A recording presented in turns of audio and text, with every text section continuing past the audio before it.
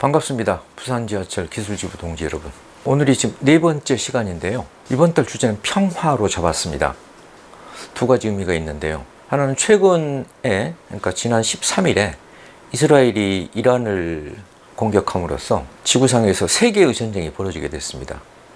우크라이나와 러시아의 전쟁, 이스라엘과 팔레스타인의 전쟁, 또 이스라엘이 전쟁을 중동 전체로 확전시켜서 이게 자칫하면 세계 전쟁으로 확산될 수 있는 이스라엘 이란 전쟁이 벌어졌습니다. 이게 하나 있고요. 그리고 대한민국으로 치면 지금이 6월이지 않습니까? 6월 하면 대한민국에서 우리 삶에 가장 큰 영향을 미친 그 사건들이 굉장히 많죠. 6월 항쟁도 있고 뭐 6.15 선언도 있고. 그런데 우리는 이제 잊을 수 없는 게 75년 전 1950년 6월 25일에 동족 간의 전쟁이 벌어지게 된 거잖아요.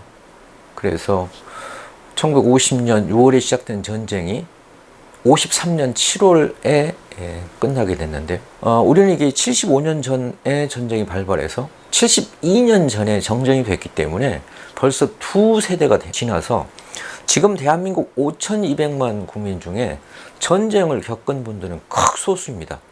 따라서 우리는 이 전쟁을 사실상 잊고 살고 있지만, 이 전쟁이 여전히 이 땅에 우리 3천만 노동자를 비롯해 가지고 5천만 민중에게 아주 결정적인 영향을 미치고 있다라고 하는 데 대해서 알아보려고 합니다. 그래서 전쟁의 기억을 살펴보려고 하는데요. 그러니까 대한민국이 걸어온 역사를 보면 현대사의 시작은 1945년 해방으로부터 시작됐다고 하는데, 해방이 되자마자 분단이 됩니다. 분단은 사실은 이게 고려 500년, 이조 500년 전에 없었던 일이고, 그러다가 이제 전쟁이 납니다. 그러니까 2차 세계대전이 분단된다는 우리만에 있었던 건 아니에요. 가령 독일도 동서가 분단돼 있었고, 베트남도 남북이 분단돼 있었고, 지금의 예멘도 분단돼 있죠. 2차 세계대전 이전에는 하나의 국가였던 그 무굴 제국이 인도, 파키스탄, 스리랑카 지금으로 나뉘잖아요. 그것도 이제 분단인데, 이게 분단 이후에 전쟁이 겪은 나라는, 아니 독일도 전쟁을 안 겪어서 이미 거기는 통일이 됐잖아요.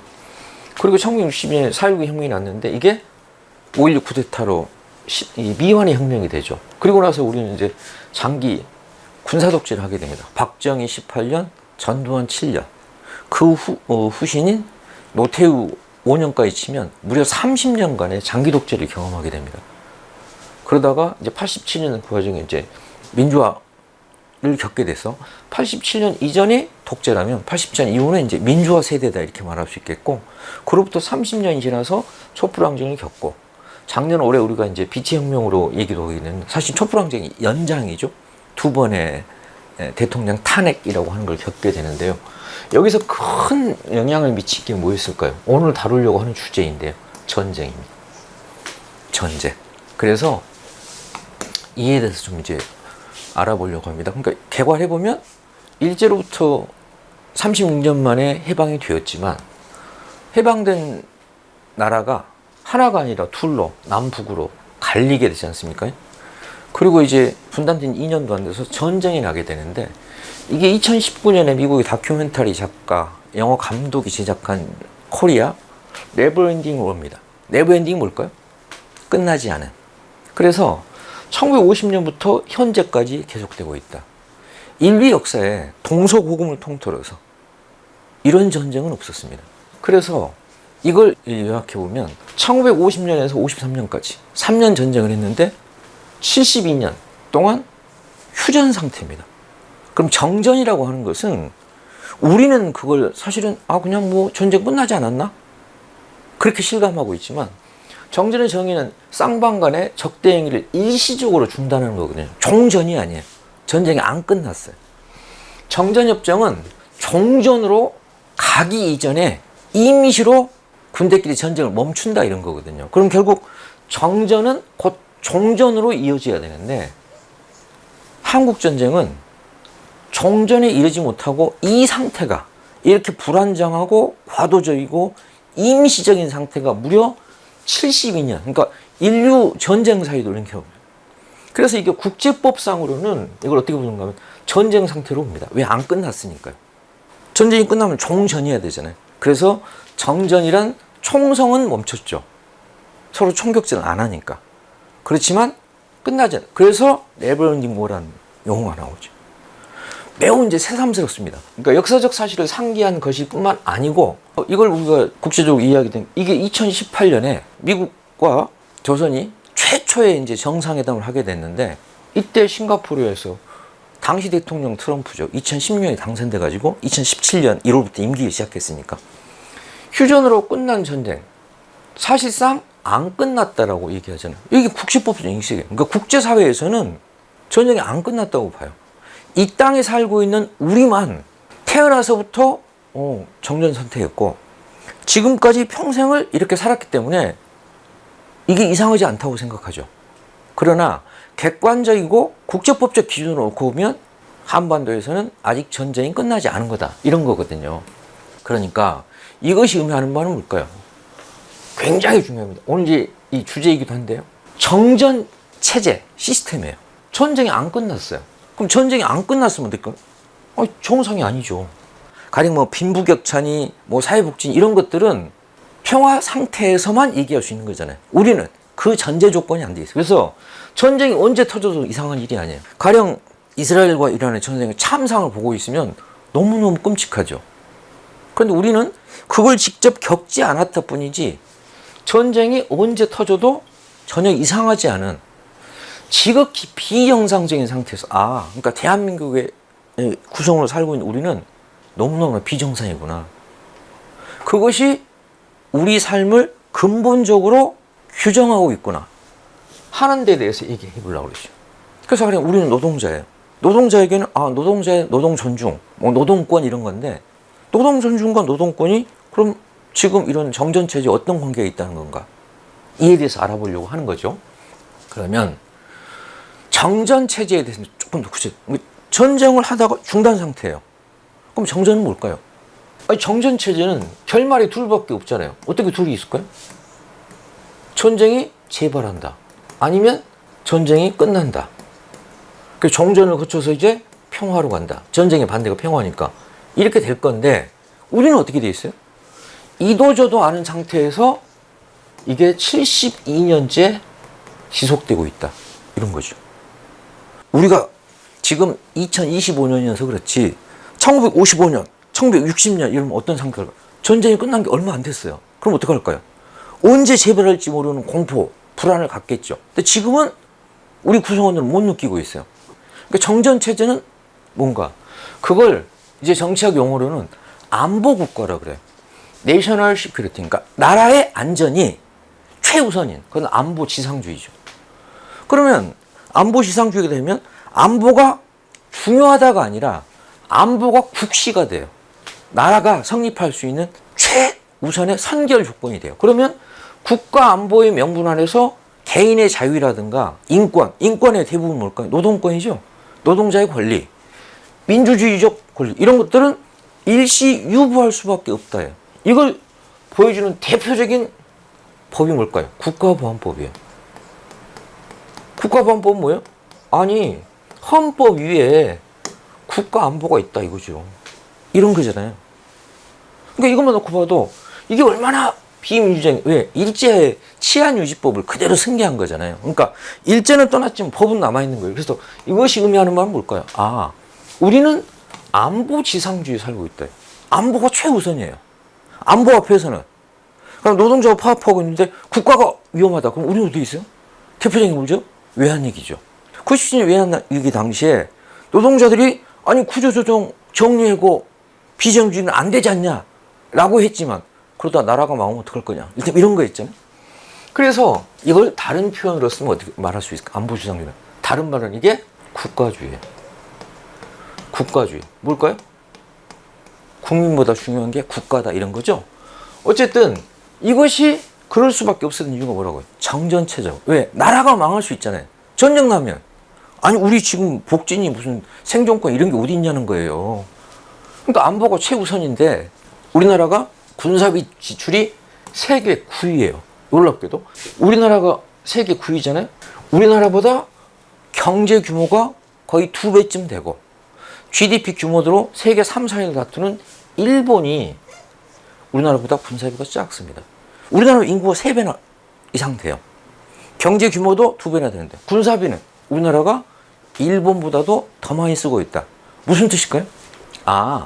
재화와 서비스가 생산된다 하더라도 그걸 안보에 많이 쓰게 되면, 이게 이제 스톡홀름에 가장 권위 있는 국제평화연구소라고 있잖아요. 거기서 이제 2022년도, 그러니까 재작년에 발표된 자료예요. 그때 봤더니 우리나라가 이제 일본을 제끼고, 그러니까 군사비 압도적으로 사실 미국이에요. 미국, 중국, 러시아, 인도, 사우디아라비아, 영국, 독일, 프랑스 다음이 우리나라더래요. 그리고 나서 일본이죠. 일본 밑에가 뭘까요? 전쟁 난 우크라이나죠. 국력이 그 정도 된다가 아니라 전쟁 났기 때문에 군사비가 높을 수밖에 없잖아요. 그러면 이것이 의미하는 바는 뭘까요? 안보국가라고 이런 겁니다. 그러니까 똑같은 분단을 겪었던 독일과 비교를 하겠습니다. GDP 규모는 우리나라가 2024년 작년 기준으로 세계 14위쯤 돼요. 독일이 3위거든요. 그러니까 미국, 중국 다음이 독일이잖아요.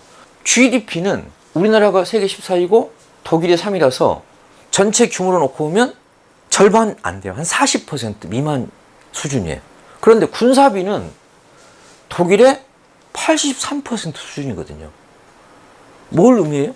전체 GDP에서 군사비가 차지하는 비중이 같은 분단 국가이지만 독일에 비해서 우리나라가 2배쯤 많다 이런 거죠. 왜? 우리는 전쟁을 겪었잖아요. 그렇죠? 그리고 독일은 이미 통일을 했잖아요. 그래서 어떤 차이가 있는가를 단적으로 비교를 해보겠습니다. 독일에는 아동수당이라는 제도가 있습니다. 우리나라 아동수당은 초등학교 입학하기 전까지 만 6세까지 월 10만 원씩 주는 거거든요. 그러니까 아동의 개념이 다릅니다. 아동수당은 뭐냐면 아이들의 용돈을 나라가 준답니다. 교육비가 무료이듯이 생활비 자체를 왜? 세금으로 걷어가지고 어차피 부모들이 다 주는 거잖아요. 근데 부모의 지불 능력에 따라서 용돈이 달라진 게 아니라 여기는 나라에서 다 고루 분별해요. 두 자녀까지는 25만 원쯤 줘요. 셋째는 27만 원쯤 되고 넷째부터는 29만 원을 줘요. 저소득층의 경우는 22만 원을 더 주니까 한 50만 원까지 받을 수 있어요. 뭘 의미할까요? 집이 어려우면 더 주고. 왜? 생활이 어려우니까요. 이 나라는 부모의 자산과 소득에 관계없이 생활비 자체를 사회가, 국가가 보장해준다 이런 뜻이거든요. 그럼 이건 뭘까요? 예산이 이만큼 들어간다는 뜻이잖아요. 그럼 이걸 비교를 해보겠습니다. 우리나라와 독일을 비교해요. 독일은 이렇게 돼 있어요. 대학을 가거나 시키는 거 만 25세까지. 근데 독일은 대학 진학률이 그렇게 높지 않습니다. 20% 좀 넘어요. 왜? 고등학교 졸업해서 취업을 해도 대학 졸업자 임금 격차가 거의 없어요. 또 직업 차별도 거의 없어요. 그래서 대부분 18세 이상은 취업을 하죠. 반면에 우리는 어떨까요? 대한민국은 이와 정반대입니다. 가령 우리나라 남성 20살 되면 다 고민하는 거예요. 징병제예요. 군대를 가야 돼요. 독일 청년은 그게 없습니다. 이게 뭘까요? 그럼 일제시대에 강제로 징용되는 노동자하고 다를 게 뭐 있어요? 문제는 뭔가 하면 이렇게 징병돼서 군대를 갔는데 임금을 안 줘요. 헌법 32조에는 누구나 최저임금 주라고 돼 있는데 대한민국 국방부는 안 줘도 됩니다. 예외입니다. 왜 그럴까요? 앞에서 살펴봤잖아요. 우리나라 어떤 데? 정전이에요, 정전. 언제 전쟁이 날지 몰라요. 그리고 국가안보가 최우선이에요. 그러니까 어떻게 될까요? 안 줘도 되죠. 헌법의 예외지대예요. 그러니까 안보국가라고 하는 게 뭘까요? 국가와 국민의 관계가 국가를 위해서 국민이 존재한다. 이게 안보국가예요. 정상적인 나라는 국민을 위해서 국가가 필요한 거지. 그렇잖아요. 이게 정상적이죠. 그래서 이게 신병훈련소의 사진입니다. 표정의 특징이 뭐예요? 웃는 애가 하나도 없습니다. 왜 그럴까요? 강제로 왔잖아요. 경력 단절이잖아요. 이들이 나중에 어떻게 돼요? 동료 여성에 대해서 굉장히 공격적입니다. 왜? 경력 단절에 불이익을 당했다고 생각하니까요. 더구나 민주화 이후에 자유롭게 자라다가 강제 징집을 해요. 그래서 우리나라에 뭐예요? 군 면제가 최고의 특권이죠. 그래서 이게 뭐라고요? 그렇죠. 안보국가라고. 국가 안보를 위해서는 대의를 위해서 희생해야 된다. 거기서 개인의 자유라든가 인권이라든가 민주주의 얘기하는 것은 이기주의다 라고 비판받아요. 이게 무엇의 영향이라고요? 정전체제죠. 왜? 가령 지금 우크라이나를 생각해 보세요. 그럼 우크라이나 다 징병제죠. 왜? 나라가 지금 백척간두에 서 있는데 우리도 이렇게 70년 동안 할아버지 때, 아버지 때, 지금까지 살아왔기 때문에 이걸 당연하게 내면화하고 있다는 거예요. 언제 전쟁 날지 모르니까. 남북이 대치하고 있으니까. 이게 돼 있죠. 그래서 이걸 정리하면 어떻게 될까요? 정전체제를 정리하면. 정전체제가 우리 노동자의 삶에 지대한 영향을 미칩니다. 왜요? 국가안보가 국시가 돼요. 그렇게 되면 어떨까요? 한국 사람이 전부 준전시 동원체제. 그러니까 우크라이나를 생각하면 돼요. 이스라엘, 이란을 생각하면 돼요. 총력 안보체제. 그럼 안보지상주의의 국민은 뭘까요? 국가의 동원 대상이죠.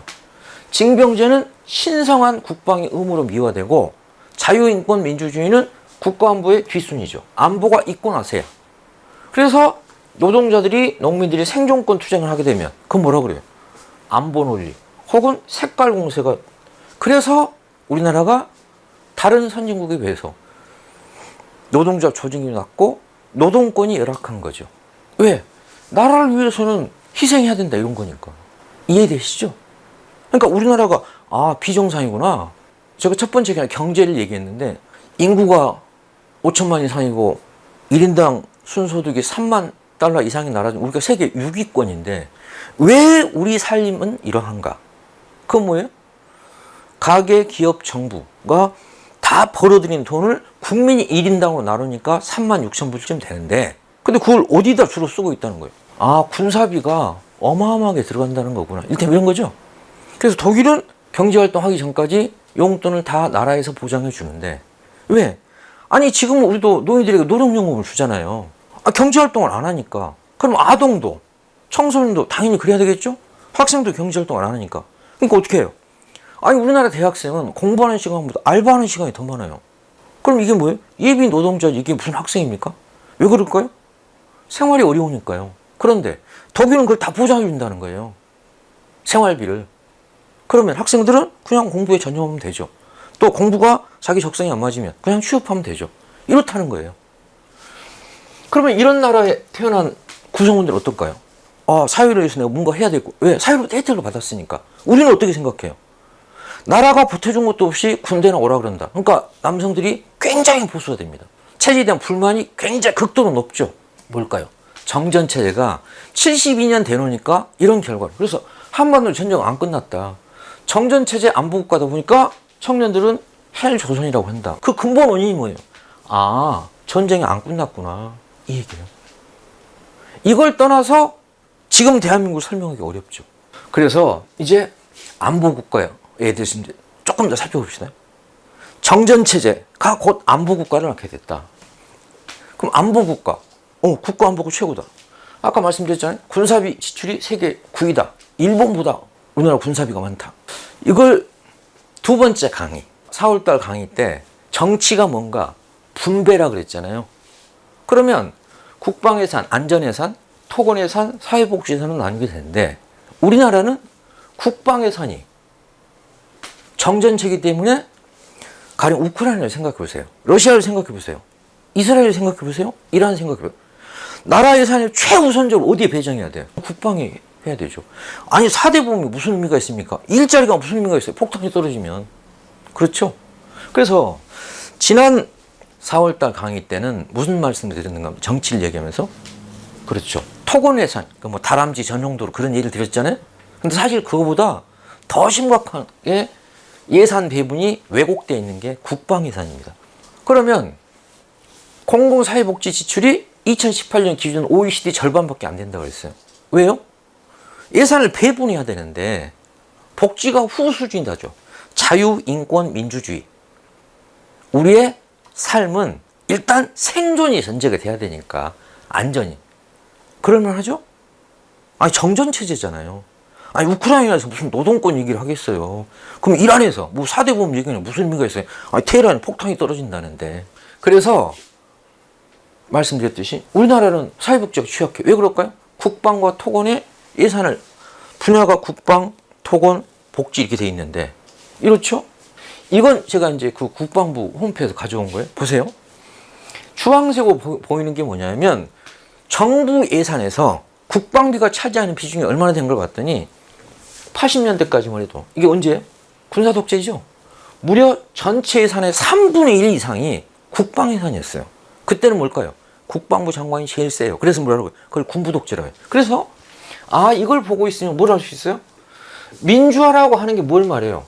아, 국방비 비중이 줄어든다는 거구나. 이렇게 이런 거죠. 그럼 국방 예산이 줄어들면 어디에 쓸 수 있어요? 그걸 SOC 예산이나 사회복지 예산에 쓸 수 있다. 이런 뜻이죠.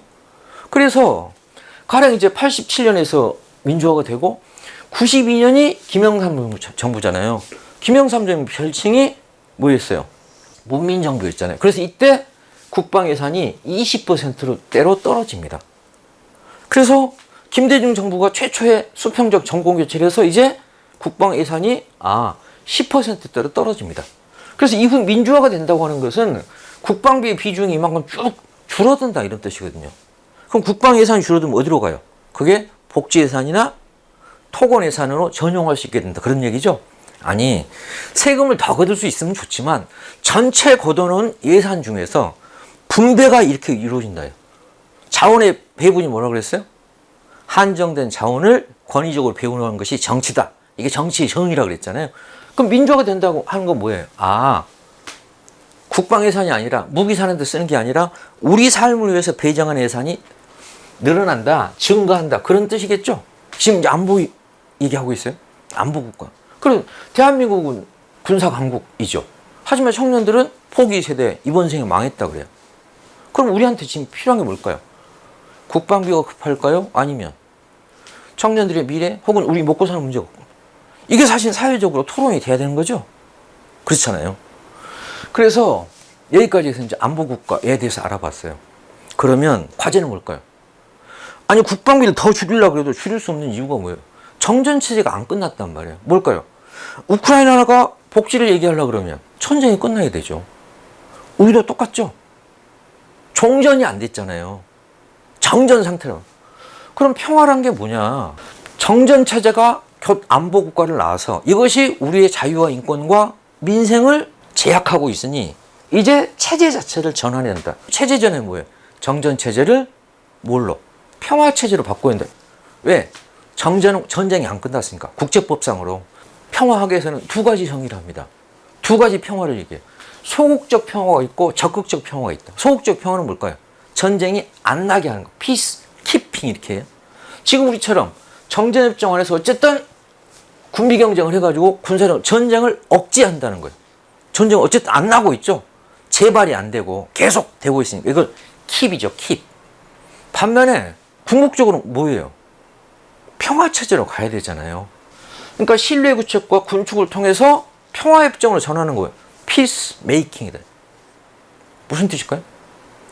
아니 군비 경쟁을 서로 해봐야 어떻게 돼요? 양쪽 다 소모적이잖아요. 반면에 두 나라가 이미 적대 상태에 있게 되면 불신, 적대 상태니까 어쩔 수가 없죠. 뭘까요? 신뢰가 구축돼야 그 다음을 얘기할 수 있겠죠. 쉽게 말하면 이런 거예요. 아니 두 이웃이 사는데 완전히 원수고 적대적이에요. 그럼 상대방이 생선 회칼을 샀대. 그럼 어떤 생각을 할 거예요? 저것들이 회를 떠먹 그런 게 아니라 이걸 또 우리를 음해하려고 하는 거 아니야? 근데 사이가 좋으면 어떻게 돼요? 그러면 옆집에서 사시미 칼을 사오면 다른 옆집에서는 그러면 내가 생선을 사야 될까? 그래서 같이 해서 나눠 먹을까? 이게 생각하죠. 그건 뭘까요? 신뢰와 불신의 차이죠. 궁극적으로 뭘까요? 무기로는 전쟁을 영원히 막을 수가 없잖아요. 그래서 이걸 적극적 평화라고 그러는데 힘에 의한 평화가 뭐예요? 이게 소극적 평화죠. 그런데 문제는 힘을 바탕으로 하려고 하게 되면 그것이 역효과가 나는 대표 전개가 우크라이나 전쟁이다. 3년 전 전쟁이 터졌어요. 왜? 미국하고 나토가 동유럽으로 나토를 확대하려고 하니까 러시아가 여기에 대해서 위기의식을 느끼고 선제적으로 그냥 침공해버린 거예요. 이건 뭘까요? 결국 불신과 적대하에서는 언제든지 터질 수 있다 이런 거예요. 근본적으로 뭘까요? 서로 신뢰하에서 평화적인 관계가 만들어져야 되는데 그래서 결국 우리가 지금 얘기하고 있는 것은 전쟁을 끝나지 않으면 우리 삶이 정상화 안 된다는 거고 그러니까 핵심이 뭘까요? 군축 평화를 우리 세금을 무기 대신 복지에 쓸 수 있어야 되는데 그래서 늘 인용되는 것 중에 하나가 뭘까요? 이게 아이젠하워라고 미국의 30살 대통령이었어요. 아이젠하워 누구예요? 2차 세계대전 당시에 이른바 노르망디 상륙작전을 지휘했던 미군의 지휘관이 아이젠하워죠. 나중에 대통령이 됐잖아요. 이 사람이 두 번 대통령을 하고 나서 퇴임하면서 한 유명한 얘기가 있습니다. 뭐라고요? 만들어진 모든 총과 진수된 모든 전함과 발사된 모든 로켓은 굶주려도 먹지 못하고 헐벗어도 입지 못한 사람들을 또 빼앗은 것이다. 무슨 뜻이에요? 거기에 쓰여야 될 돈을 군사비로 땡겨 쓴 거다 이거죠. 그러니까 궁극적으로 시위를 통해서 지구촌에 평화가 와야 당연히 경제에도 긍정적 영향을 미치죠. 전쟁이 터지면 무기 사는 데 더 많은 돈을 경쟁적으로 써야 되잖아요. 그럼 어떻게 될까요? 우리의 삶, 민생은 희생할 수밖에 없죠. 왜? 자원은 한정돼 있잖아요. 결국 정전체제를 평화체제로 바꾸고 전쟁을 반대하고 군주평화를 통해서 우리 세금을 무기 대신에 우리를 위해서 쓸 수 있어야 한다. 이거죠. 여기까지 있으면 평화에 대해서 이제 알아봤지 않습니까?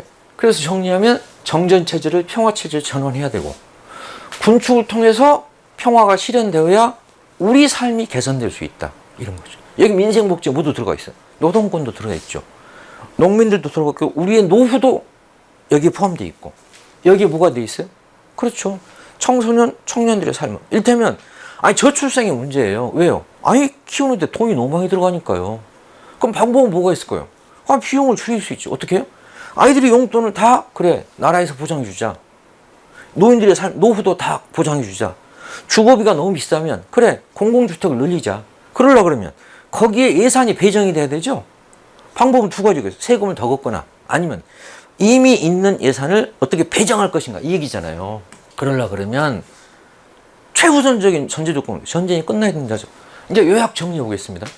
대한민국을 헬조선이라고 그러는데 왜 이럴 수밖에 없냐. 다른 여러 가지 요인이 있지만 다른 나라와 비교되는 우리나라의 특징이 뭐라는 거예요? 그렇죠. 전쟁이 안 끝났다는 거구나. 그렇죠. 그러니까 정전체제를 끝내지 않으면 당연히 헬조선은 끝나지 않겠구나. 논리적으로 이렇게 연결되어 있잖아요. 결국 평화체제를 어떻게 빨리 만드는가에 따라 가지고 이것이 헬조선으로 탈출할 수 있는 근본 해법이겠구나 라고 하는 데 알아봤습니다. 그럼 물론 이제 남북 간에 어떻게 신뢰를 회복할 거냐, 그리고 신뢰에 의해서 어떻게 하면 단계적으로 해나갈 것인가, 얘기를 구체적으로 들어가게 되면 더 상세한 얘기를 해야 되겠지만 오늘 하려고 하는 건 뭐예요? 전쟁을 끝내지 않으면 정상이 아니잖아요. 다만 우리는 이걸 집단적으로 망각하고 있죠. 왜? 사회 구성원의 압도적 다수가, 저도 61년생인데 제가 태어나기 전에 전쟁을 터졌다 그래서 역사책에서 배웠을 뿐이지 경험한 적이 없어요. 그렇죠? 근데 돌아보면 객관적으로, 그러니까 우리만 그렇게 느끼고 있는 거지 국제법적으로나 세계인들은 다 우리나라가 전쟁이 아직 안 끝났다 라고 보는 거죠. 그래서 결국 정전체제를 빨리 종전을 거쳐서 평화로 가야 된다. 그건 굉장히 먼 길이죠. 그럴 때마다 제가 드린 말씀이 중국의 대문호 루신이라고 있습니다. 루신이 이런 얘기를 해요. 희망이라고 하는 거. 예를 들자면 평화체제의 희망. 희망이란 본래 있다고도 할 수 없고 없다고도 할 수 없다. 그것은 마치 땅 위의 길과 같은 것이다. 본래 땅 위에는 길이 없다. 걸어가는 사람이 많아지면 그것이 곧 길이 된다 그랬거든요. 아무리 큰 길을 내놔도 인적이 끊기면 길이 없어지죠. 반면에 다니는 사람이 많아지면 그게 길이 된다 그랬거든요. 무슨 뜻일까요? 평화로 가는 길, 그 길은 우리가 내야 되는 것이다. 누군가 정전체제를 끝내고 종전을 거쳐서 빨리 평화로 가야지만 우리의 삶이 정상이 될 수 있다 라고 하는 데 대해서 알아보았습니다. 6월은 우리에게는 사실은 이제 6.25가 있는 해이잖아요. 그리고 이미 지구촌에서 세계의 전쟁이 벌어져 가지고 정말 우리한테는 당장 유가가 어떻게 뛰고 우리 삶이 불안해지지 않을까 하는 정도인데, 우리도 사실은 72년째 전쟁이 안 끝난 지구상의 유일하고도 인류 역사로 놓고는 정말로 기이한 체제에 살고 있다라고 하는 데 대해서 알아보았습니다. 오늘은 평화에 대해서 함께 알아보았습니다. 이상 교육을 마치겠습니다. 고맙습니다.